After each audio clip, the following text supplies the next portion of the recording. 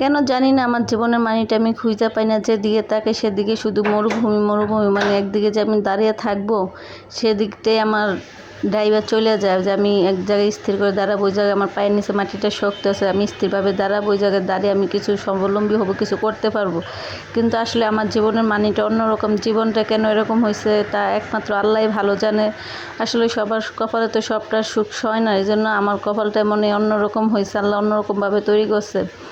Hello everyone, কী অবস্থা? আশা করি সবাই ভালো আছেন। আজকে একটি নতুন ভিডিও নিয়ে চলে আসছি। আশা করি আজকের ভিডিওটা আপনাদের অনেক অনেক ভালো লাগবে। আজকে আমি পাটের শাক ভাজি করব, রুই মাছের মাথা দিয়ে কচু দিয়ে ঘন্ট বানাবো। সেই দুইটা রেসিপি আজকে আপনাদের সাথে শেয়ার করব, কিভাবে আমি রুই মাছের মাথা দিয়ে কচু গাঁটি দিয়ে রান্না করি।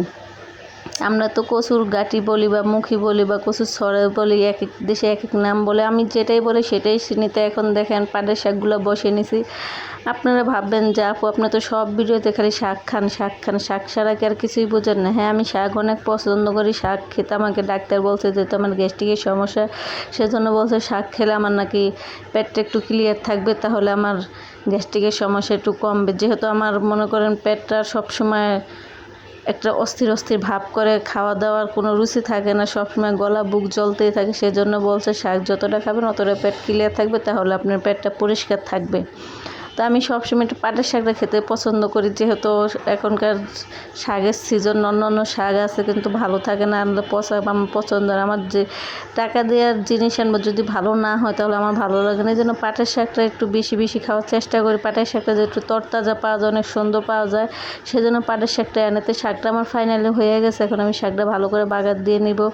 আর পেঁয়াজ মরিচ রসুন কুচি পরিমাণ মতো দিয়ে ভালো করে বাদামি কালো করে ভেজে নিয়ে যে এখন আমি শাকটা বাগার দিতেছি। শাকটা বাগার দিলে একটা অন্যরকম স্মেল আসে। আমি একটা কি জানেন, আমি শাকেও তো ঢাকনা দিই না, অল্প একটু হালকা ঢাকনা দিয়ে পরে ঢাকনাটা উঠে ফেলাই পরিমাণ মতো, তাহলে শাকের কালারটা নষ্ট হয় না। শাকটা একটা সবুজ সবুজ কালার থাকে, দেখতে সুন্দর লাগে, খেতে তার থেকে আরও ভালো লাগে। ফাইনালি শাকটা এখন আমার হয়ে গেছে, শাকটা আমি নামিয়ে নিছি। এখন আমি রুই মাছের মাথা দিয়ে কচু দিয়ে রান্না করবো, সেটা এখন বসিয়ে দিছি। প্রথমে কড়াইটা বসিয়ে দিয়ে পরিমাণ মতো পেঁয়াজ কুচি দিছি, দিয়ে পরিমাণ মতো তেল দিছি, দিয়ে ভালো করে বাদামি কালার করে ভেজে নিয়ে এখন কাঁচামরিচ পরিমাণ মতো দিয়ে দিছি, দিয়ে হলুদ লবণ পরিমাণ মতো দিয়ে দিছি। তো আজকে কী হয়েছে জানেন, কচুটা খেতে এত ভালো হয়েছে যা বলার বাইরে, কিন্তু একটুকু ঝাল হয় নাই। কচুতে যে এত ঝাল লাগে তাই আমি ভাবতেও পারি না। তাই আমি তো কাঁচামরিচগুলো দিছি, বুঝতে পারি না যে কাঁচামরিচগুলো এত ঝাল কম আছে, সেজন্য আজকে কচুটা অনেক ভালো হয়েছে। কিন্তু কচু যদি ঝাল না হয় খেতে গেলাম ভালো লাগে না। তারপরেও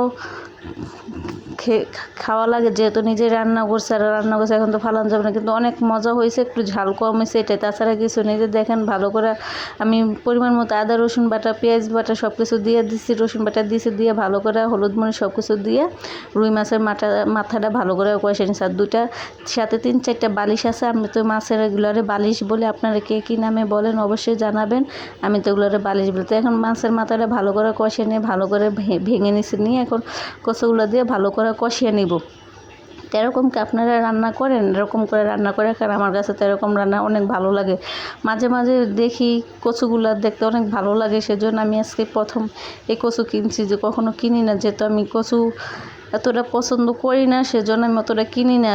আপনারা তো ভাবেন যে আপুর মনে সবই পছন্দ, আরে সব পছন্দ, আর কিছু অপছন্দের জিনিস আছে, কিন্তু তারপরও নিজের রান্না নিজে ভালো বলতেই হবে, প্রশংসা করতে হবে। যেহেতু নিজের রান্না নিজে খাই, যেহেতু নিজের প্রশংসা নিজে করতেই ভালোবাসি। যেহেতু অন্যজনে খায় না, প্রশংসা করবে কি? যে জন্য নিজেই খাই নিজেই প্রশংসা করি, কারণ আমার রান্না আমার কাছে অনেক বেস্ট। আমার কাছে আমার রান্না অনেক ভালো লাগে। তো ফাইনালি দেখেন কচু দিয়ে রুই মাছের মাথা দিয়ে তরকারিটা পরে হয়ে গেছে। এখন একটু জিরার গুঁড়া দিয়ে দিছি যাতে অন্য একটা স্মেল আসে, খেতে ভালো লাগে।